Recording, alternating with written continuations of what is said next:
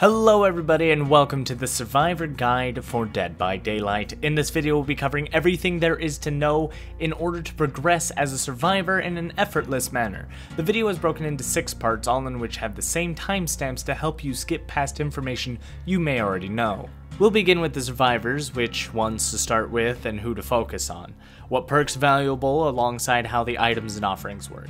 Then we'll cover each individual emblem while also providing the tips that relate to the gameplay for that emblem. Afterwards we'll cover the Bloodweb and other various tips. The timestamps are listed here, pause if you need them, and they'll also be listed in the description for you, and with that out of the way, let's get through this. First, welcome to Dead by Daylight. Before we even really begin this tutorial, it is vital to know that I'm not going to cover the tutorial in game, so make sure that you at least play that much, as it gives you very basics that you'll need to understand this video. Additionally, there's a lot of good information in the text tutorial that helps break down what all the icons mean. I highly suggest that you read at least the status effects and proficiency indicators on the second page of the general tutorial text so you know what the icons mean. As you begin, you'll likely see that you get a fair selection of survivors to choose from, and it can be hard to understand where to begin and what to do. So first we'll look at your overall goal of playing Survivor from the start. And at the end of the game, all survivors are essentially reskins of the same model. All survivors will end up with all of the perks once you've played enough of the game, which means that it's very vital to start getting the powerful perks and reaching that goal faster. We'll begin by identifying the important perks locked behind teachables so we can start unlocking them for all survivors. David King is an optional one, but he's highly recommended to start since he has We're Going to Live Forever perk from level 1 and also teaches it to all other survivors at level 30.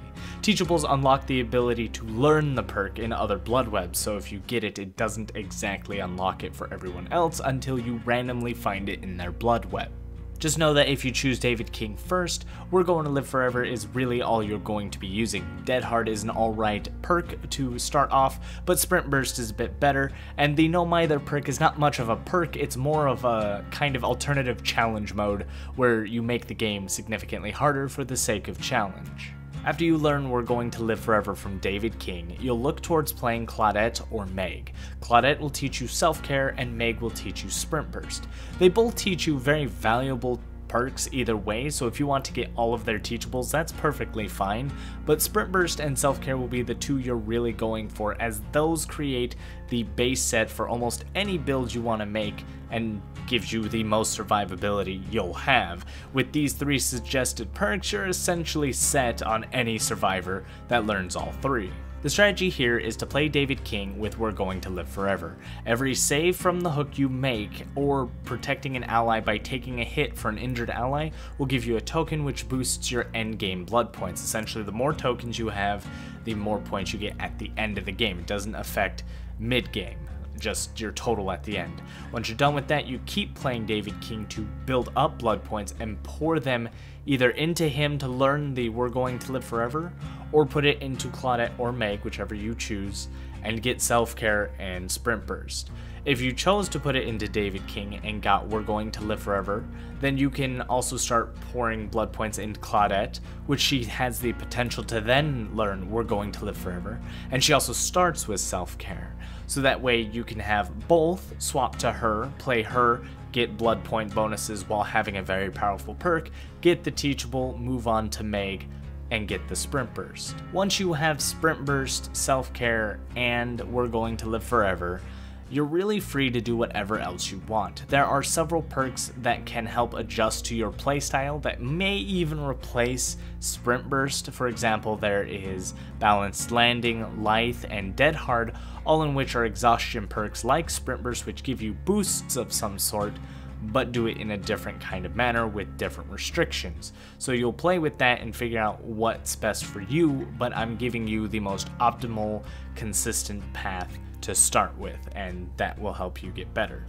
And now that we know what perks we can run, we'll need to start focusing on our loadout. Likely on our first game we won't have any items, but once you got a few games in and start leveling up, you'll be building up your inventory. The items you get here will be medkits, toolboxes, maps, flashlights, and keys. There are some special items from events, but you can explore those on your own as they are typically special and you may not have those now. Medkits are like self-care and allow you to heal yourself or heal an ally faster. Toolboxes are like the perk Saboteur that allow you to temporarily break hooks and traps. Toolboxes are also capable of repairing generators faster. Maps are used to gain blood points. When you come across an objective, it adds it to the map, which gives you blood points. You can put add-ons to change what type of things it can track so that when you pass those objects, you also get blood points for those. By actually using the map, everything you've tracked becomes highlighted as you read the map. Maps are a bit complicated, but just know that they really just grant blood points for just holding the map. There's no special button you have to press, just get near the objects and it'll tell you you've tracked him and give you a score for it. Flashlights are used to blind the killer, you gain boldness points for doing so, and keys are typically used to open the hatch and have an additional effect only when add-ons are attached. So if you've got a broken key, they do not open the hatch, but they do provide you a bonus effect for having add-ons on it, otherwise a completely useless item. Now you can also get offerings out of your Bloodweb, which alter the game rules slightly. You can change the map you play on, spawn locations, reduce hook amounts, increase or decrease how much Misc there is, or just gain additional blood points. Map offerings are great once you understand all the maps, but you can focus on the blood point offerings instead, and you'll be better at the start, since later down the line you'll likely find maps that you like and will have gained the blood points needed through the offerings you picked up. White Ward is a special offering that protects your item from being dropped when you die. Essentially, you bring it back to your inventory. But the keynote to this is that the item has to be in your hand as you die. If it's not, White Ward does not protect it. But if it is, you do get to die, keep your item. Normally, items will drop upon your death and you'll have to lose them. So now we're going to jump into the game and the 4 emblems that dictate whether you win or lose. This game is not particularly about survival, it's more or less how well you accomplish the tasks at hand and how many emblems you score by the end of the match. Lightbringer is the first emblem. This is an emblem earned through working on generators and destroying hex totems, typically tied to your objective score. While you complete a generator, you get 1 point per 1% of the generator complete, and while working on generators with other survivors, the points will actually be split 50-50. Essentially, as long as you complete a full generator by yourself, you're pretty much set with this emblem, and you're safe to focus on the other ones. So just either work on 2 separate generators together with somebody, or complete one on your own, and you're good to go. A lot of players may find that generators put themselves in a rough situation, as killers come to check generators right at the beginning of the game, which can sometimes lead to a quick and early death. Maybe a killer even sits in front of your face once they've downed you, and attempt to protect you from those pesky allies trying to save you. To avoid this, you can always try to stay low at the beginning and wait to spot the killer, or see if another ally caught the eye of the killer. Then you can proceed to safely work on a generator while the killer's attention is taken. Ways you can notice if the killer is nearby is typically there's a heartbeat. The louder the heartbeat, the closer the killer is. Typically this is 32 meters, but each killer has their own distance sometimes, along with their own movement speed. It's very important to know your enemies, but that's something you'll have to learn in another guide. If you're having trouble finding a generator, there's nothing to worry about. Generators have subtle hints to let you know they're nearby. If you're out in the open in most of the maps, look to the sky. You'll easily see some flashing bulbs of incomplete generators if they're in the area. If you're in a neighborhood with tons of homes, there's no problem there either. Homes come with lights that'll be flickering to let you know they're there. They'll actually be solid if no generator is there or the generator is already complete. Playing on a map like The Game at Gideon Meat Plant, it does suck, but there's also a solution to that one. Every generator there is tied to a closed door. Therefore, if you see a closed door which creates a full wall, consider checking both sides of that wall. You will find a generator. Before working on generators, it's important to know that there are 2 distinct types. You have your safe generators and unsafe generators. The safe generators will typically have a couple of windows or pallets near them, while the unsafe generators are out in the open with hardly any cover and no pallets or windows. It's important to start to learn to identify what these generators typically look like, as they are of course the same looking generators, but it's very easy to tell the area once you get used to the kind of patterns they spawn in. As crazy as it sounds, you want to work on unsafe generators first. The idea is to limit the risk of the killer finding you while you're in the open for punishment. And of course, it sounds crazy to do the unsafe one first, but it is less likely that you'll be found with more generators at the start than it would be for him only having 3 generators to patrol. Therefore, you want to make sure that your final generators are all safe so that you have somewhere to run to at the end game, as you'll likely already be injured or friends have already been hooked and your health will be pretty limited at that time. Also, pay attention to where generators are being completed. Generators don't all spawn together, they are usually all around the map, but if you see one side of the map being constantly completed, you're going to end up cornering yourself with the killer as he only has to patrol the last 3. Be wary and make sure that you're getting generators on both sides of the map so you have 2 generators at least across the map from each other when you only have the final 3. Hex Ruin is a perk given to killers. They have to learn off the Hag, so it's not too common at the lower ranks, but once they start to level up and you start to get a higher rank, this is going to be a very common thing for you to learn to overcome. And a lot of people are going to suggest that you learn to do what's called gen tapping, which I highly suggest you avoid doing. Instead, you should learn to overcome Hex Ruin the good old-fashioned way. So first, Hex Ruin is a perk that turns your skill checks red, and every time you hit a good skill check, it essentially regresses the progress of your generator. In order to avoid this, you have to hit a great skill check. It does not reveal the location of where you're at when you hit a good skill check, it just regresses the generator. In order to not waste time, do not gen tap, but instead follow this simple tip. Just work on the generators as normal. Skill checks are completely random. You can get a hell of a lot of them at once, and you can get none of them at all if you're lucky enough. Of course, that alters how fast you do this. On average, you'll actually still do it faster than gen tapping, especially if you can hit any great skill checks. This is probably one of the most rewarding things, is just working on the generator as you practice the much needed skill of hitting great skill checks. It just takes a little bit of timing, and with enough practice, you'll be hitting those non-stop. Then, as you learn to hit great skill checks, if the killer doesn't have Ruin, hitting a great skill check boosts the speed in which you do a generator normally, so that works in your favor. Do not freak out when you see this. Do not run around and look for the Hex Totem immediately. Instead, what you should do is simply work on the generator. It will save you a lot of heartache and time, and keep pressure on the killer as you're fixing generators when he expects you to be looking for his totem.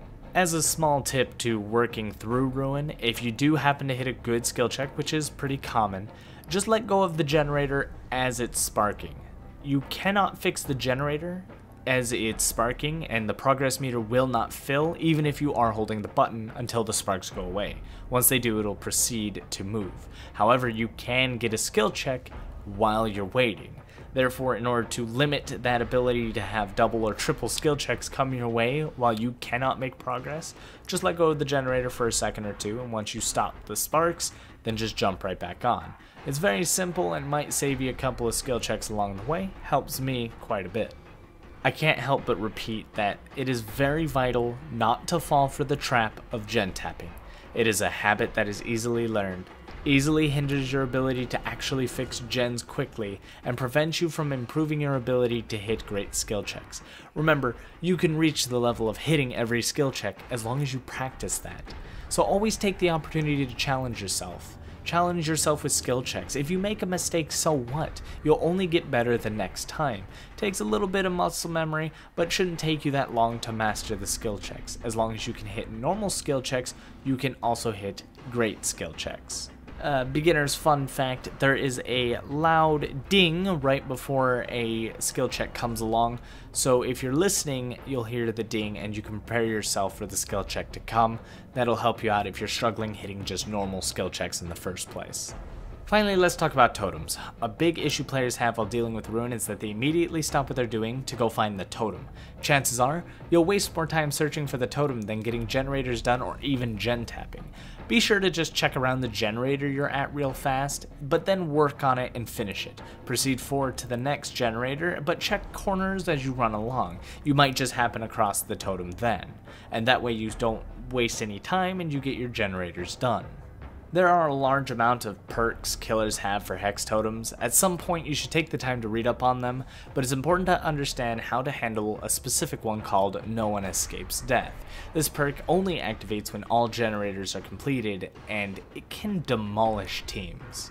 To defeat it, either break the totem itself when it lights up after generators are completed, or break all 5 dull totems before it even spawns and it won't ever come into play. Another perk to watch out for is Thrill of the Hunt, as it actually reveals you if you're working on a hex totem.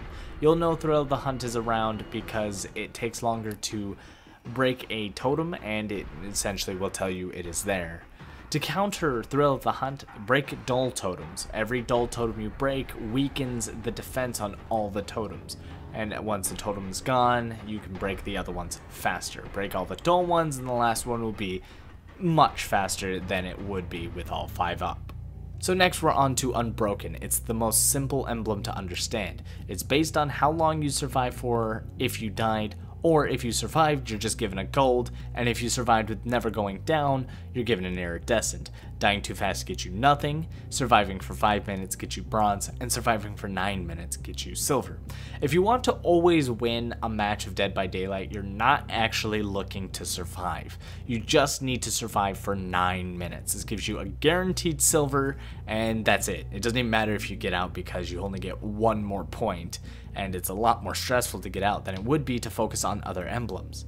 And it also takes 2 minutes to die while you're on the hook, so as long as you just hang in there, you actually only had to have been up for 7 minutes. Remember that struggling off the hook decreases the time you have left on the hook, so don't struggle. And survival is, again, trivial. As long as you worked on both your Lightbringer and the next emblem we're about to talk about, you're pretty much set to always win. The next emblem is Benevolent, and it's a very easy one to max out, but without understanding it, you can also completely destroy it. Benevolent starts with just a little bit over bronze in terms of points.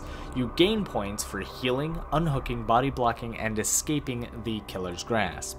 You will lose massive points if you save a survivor off the hook and they take damage within 10 seconds. You'll lose a massive 30 points.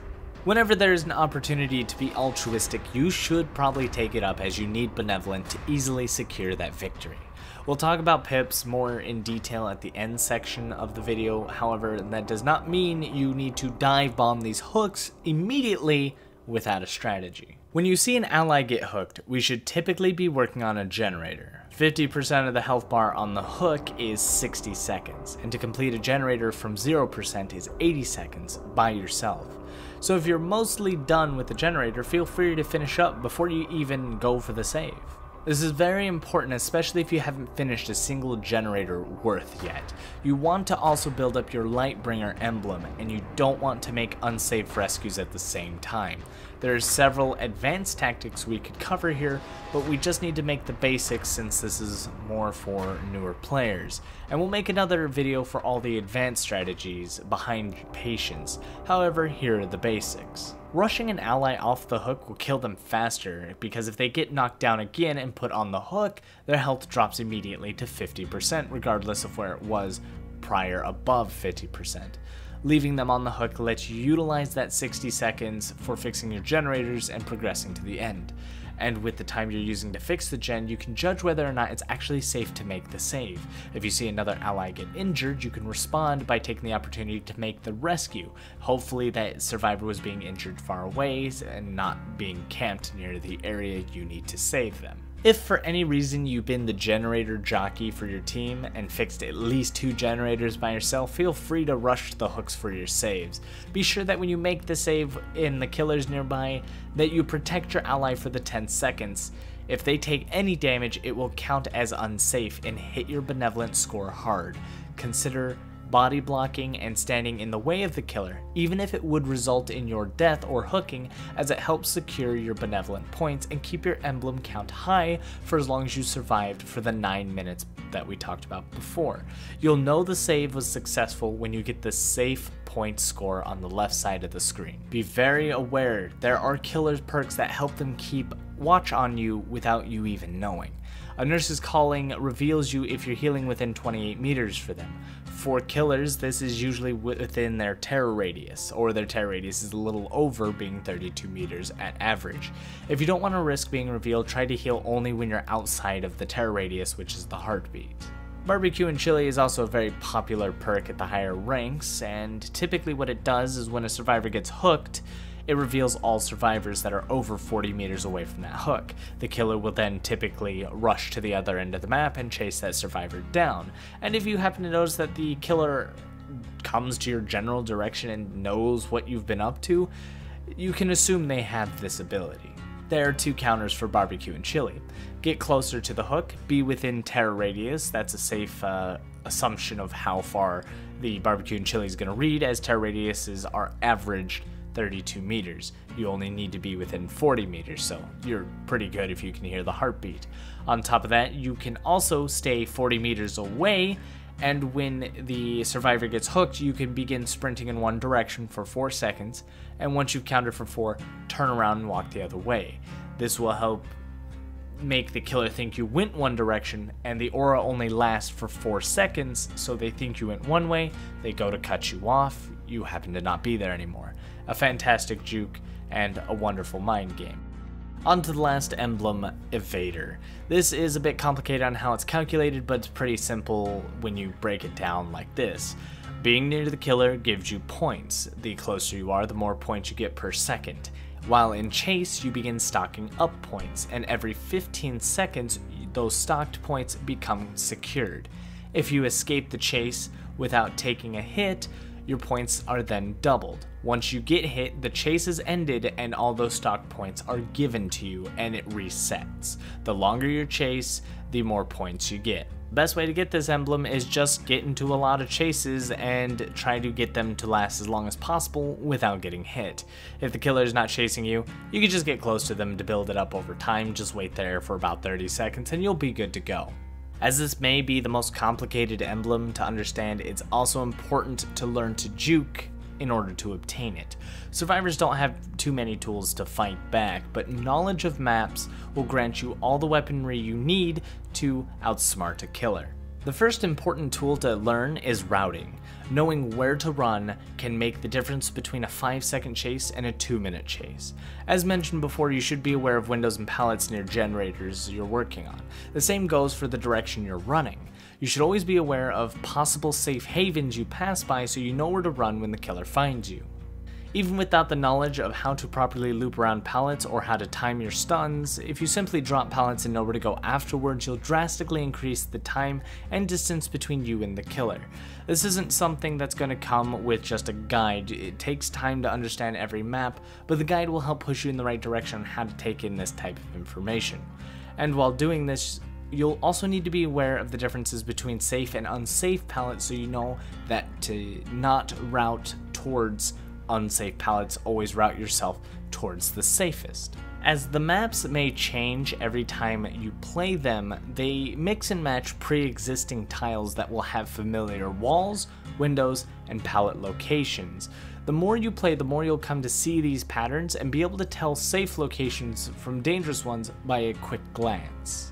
So instead of trying to teach you every single map, I'll teach you common locations found in all maps and how you can use them to run the killer, and that way you can identify the safe locations from the dangerous ones very easily on any map. And a massive tip to running the killer at any of these locations is that just take the time to always glance back at what the killer's doing. You have a third-person view as a survivor. They have first person. They also have a red light shining in the direction they are facing. This light always gives you a heads up if they're turning corners while walking forward. Of course, they can turn backwards and moonwalk around that corner, and that will come in a more advanced guide on how to fight that, but you will have all the tools you need as long as you're wearing your headphones for your sound and you can look around yourself and see what the killer's up to. The first common location is the hill. It doesn't spawn everywhere, but it's very common among many maps. This hill is usually unsafe as there's only one ramp up and the only other ways down are either back down the ramp you came from or jumping off the ledge by just running off. If you run off an elevated platform and land on the ground, you'll be briefly stunned and have to pick up momentum once again, so this heavily slows you down. Killers do not get stunned on a drop, therefore they can catch up relatively easily. To combat this, you can turn the area safe by running the perk Balanced Landing Top from Nia. It is her unique perk. This essentially negates the stun, and if you are not exhausted, you get a sprint burst effect that'll help you run very quickly after dropping down. That's the only way to utilize hills to your advantage, otherwise you're going to have to use it as cover so the killer can't see you and have them walk by. Otherwise, if you use this to run up and you do not have this perk, you're likely going to take a free hit once you jump down. As a side note, just because you are on top of a hill, if the killer is coming to get you and he is not near the entrance, do not fret and do not panic.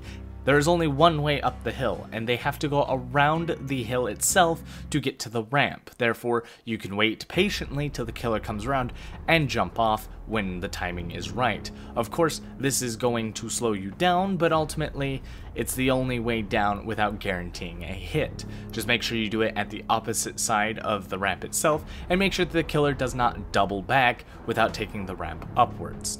Jungle gyms are your go-to standard safe location. They all look the same in terms of layout, but there are two iterations. There's always a window and a pallet at both these iterations, but the one with the window in the middle of a wall versus the window at the L wall, meaning the wall shaped like an L, is usually safer. So if you see a long wall with a window in the middle, it is a very safe loop to run. You jump through, and if the killer tries to go around, you run in the opposite direction and loop the killer around the window. Use the pallet as a last second save. Try not to waste pallets nearly as much as trying to use windows to give yourself a little space. Next, we have the T and L window location. We call them this because the walls are shaped like a T and an L with two windows next to them. This is an interesting location as it is kind of safe but mostly unsafe. When you go to locations like these, you can give yourself just a brief moment of time to get through a window and the killer will likely come around. Now, this becomes a game of chance at this location. It's a 50-50 whether you predicted the killer correctly when you jump through a window. Either the killer tries to cut you off, goes the wrong way, and you gain a little bit of time, or you jump through the window and the killer takes a shortcut and you take a hit. In this scenario, it's kind of hard to really utilize the T and L windows properly, but with enough practice, you can turn them to a typically safe location, but know that they are not your go-to area and will never have a pallet. The Killer Shack is actually quite a staple for a majority of the maps, as it is guaranteed to be there for most of them, excluding any indoor maps. But on any map that has an outside, there's always a Killer Shack. These are the metal sheds, they always have a pallet and a window. Now, knowing these sheds very well, you will come to learn that the sheds have two directions as there's two doors. You always want to try to run in from the door that does not have the pallet. The reason for this is it makes a longer loop using the window without wasting the very safe pallet. That pallet is known to be the most safe pallet in the game since both walls on both sides expand around the entire building. Therefore, if the killer refuses to break that pallet, there's no way they're going to get you, and this grants you a lot of time. Other tips to using the Killer Shack is also run outside the door and stop once you've turned the corner to peer inside and look at what the killer is doing. If the killer tries to go around, you enter the building once again and you'll meet the killer at the window. If they try to come through, you continue your path around the building and go through the window once again. This will help keep the killer at bay and grant you a lot of Chaser Emblem points, as this is a tough area for most killers to handle. Double hallways are not nearly as common as the others listed, but they are still a typical location for some maps. Running into these hallways really sucks because they don't have that much safety within them. You have one pallet that is considered to be unsafe because there is a small section that the killer can simply walk around. The only saving grace is you can make a chance guess that the killer is walking around and you jump over the pallet to run the other way.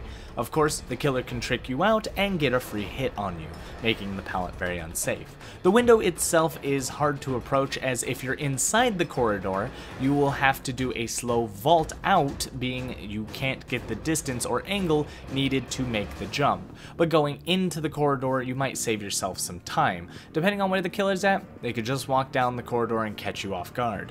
It's not a place you want to go, but it is one that you'll have to deal with, unfortunately. Try to keep these out of your routing. Then we have the standard pallet. These are typically tall walls that have a pallet kind of in the center. One side of the wall will be slightly shorter than the other. This has a pallet in the center, and it is one of the safest locations to be, excluding some killers you'll have to read up on, of course. But knowing this, once you drop the pallet, the killer will have to either break the pallet, which gives you ample time to run, or go around, which gives you ample time to also run around the same pallet. If they go around the short end, you simply run alongside the long wall and meet them on the other side of the pallet. If they continue to chase you, then you'll just jump over the pallet, which wastes their time. If they go around the long end, you wait at the end of the pallet for them to come around the wall and jump back over. Rinse and repeat until the killer decides to break the pallet. Even though the maps are going to change here, you now know the common locations and what they look like. The pallets and windows usually spawn in the same methods or with just one or two variations. You don't even have to run through them to know what you might expect on the other side.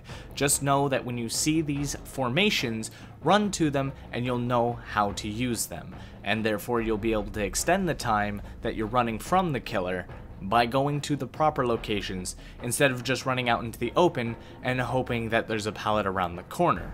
All pallets spawn in very similar locations, so when you begin to recognize these patterns and locations, it makes finding pallets a lot easier. If you're still having difficulty determining the common locations, go to Kate Denson and look up her perk, Windows of Opportunity. This will reveal pallets and windows that you can use to help protect yourself from the killer. This will also help you build up your routing, and therefore, once you are comfortable enough, drop the perk and you will then be able to know where pallets and windows are.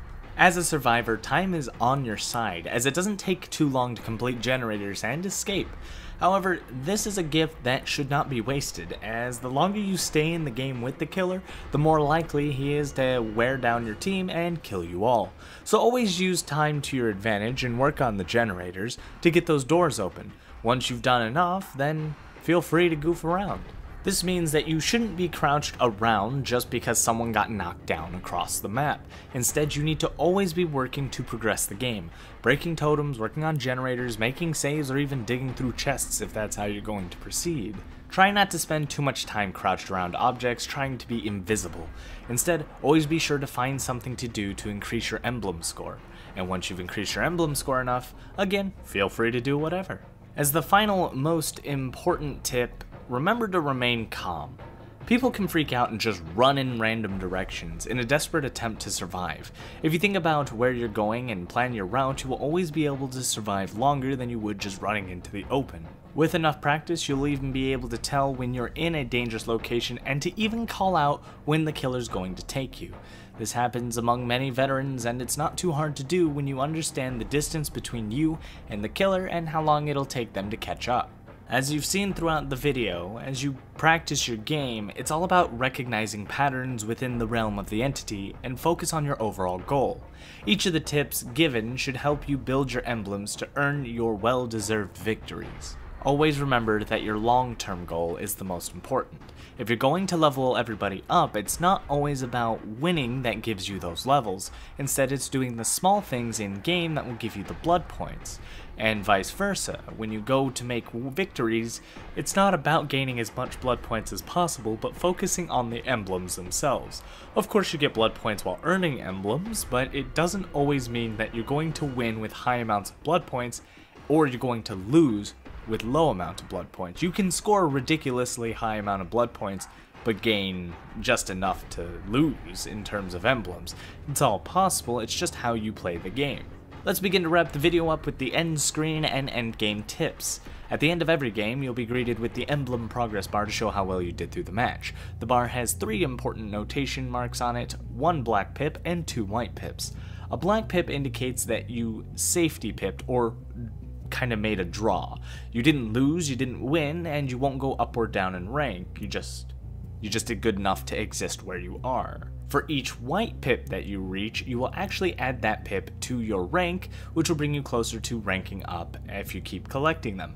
If you fail to reach a black pip at all, then you will actually lose one of your white pips and go downwards in rank. And if you fail to even get a single emblem point, which is typically done when you quit out of a game, you'll lose 2 pips. Each notch in the bar itself represents 1 point, and each emblem provides 0 to 4 points based on the rank of the emblem you got. You need 0 to 5 points to lose a pip, 6 to 8 points to make a safety pip, 9 to 13 to get 1 pip, and 14 to 16 to double pip. This makes it simple to understand what we need to accomplish in game to get our first white pip. So let's figure the best way to earn our victory. At an average, we'll need 1 gold and 3 silver emblems. So for Lightbringer, we could complete 1 generator, which will instantly give us a silver Lightbringer. If we survive for 9 minutes, we get an instant silver Unbroken.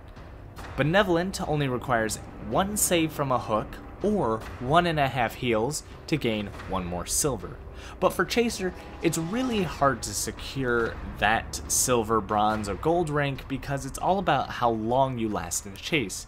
And sometimes if you're caught in the open, it's not going to end very well for you, but if you can get a 2-minute chase going, then you're actually pretty solid. Once you've completed getting a silver in the other emblems, you're really free to mess around with the killer. The longer the chase without getting hit, the more points you accumulate, and are obviously doubled if you don't get hit during that chase.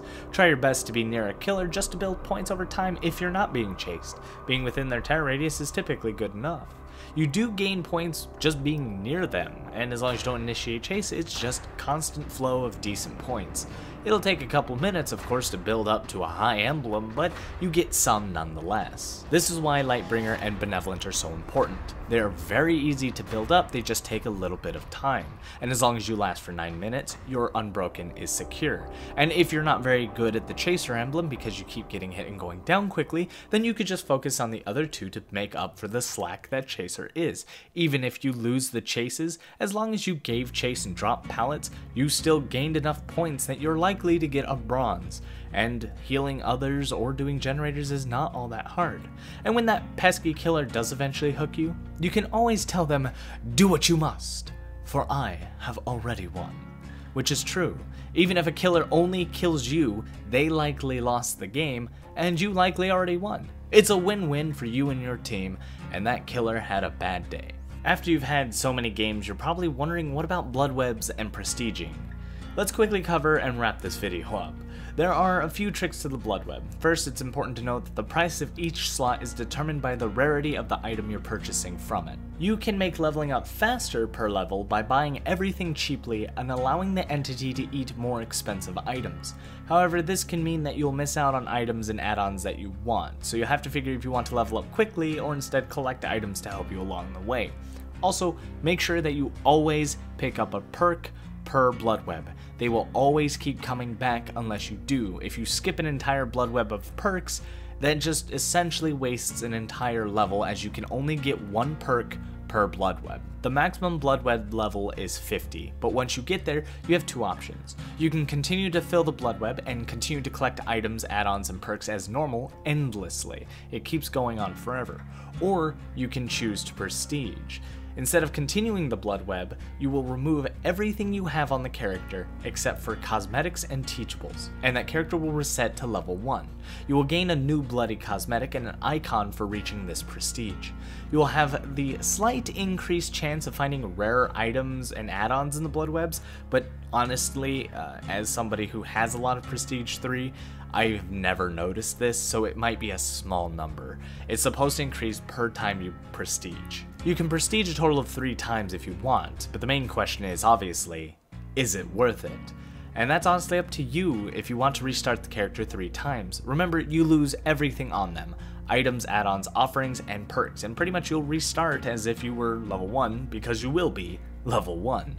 You'll have all the teachables still unlocked, so those won't be a hassle anymore, and you'll have to consider whether you want to do this early on. If you're spending blood points above level 50, you're going to lose everything you're putting into that character, and it essentially wastes blood points at that time, because again, you are restarting everything. Therefore, the best idea is to spend everything on that character. Use all your items, use all your offerings, and try to build up as many blood points as possible, up to the maximum of 1 million blood points, so that when you do prestige, you can immediately spend 1 million blood points on them and level them back up. As an example, you got Dwight to level 50. You can continue to play as him at level 50 without leveling him up.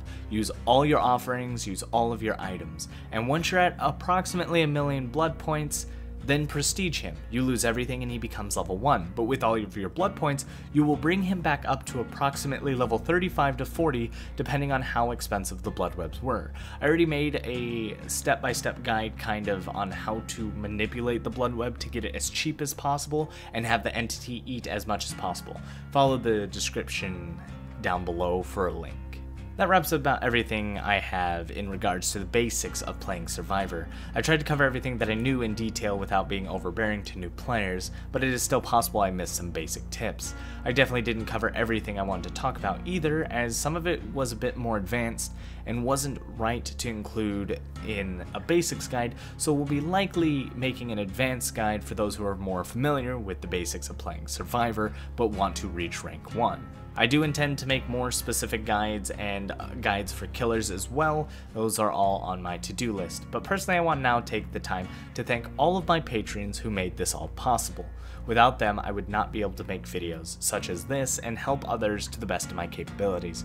So to all my patrons from way back when we started to now, thank you so very much. If you guys have any questions, please ask in the comments down below, and I'll do my best to answer if I can. If anything wasn't clear for you, just feel free to type it in the comments and I'll do what I can to get back to you, or likely someone else will help you along the way. If you feel you need more information, you can always visit me live on Twitch to ask me questions live and get a real response. Link will be in the description down below to my Twitch channel. Thank you all for watching. If you wish to support these guides, feel free to support me at Patreon down in the link below in the description. Every dollar helps me keep the lights on and the guides rolling out. I'll be looking to do guides for new horror games like Hide or Die and Last Year alongside Dead by Daylight if those catch your fancy. Don't forget to give me any feedback you have for me in the comments down below, and don't forget to hit that subscribe button and the notification bell for more gaming content. And as always, good game!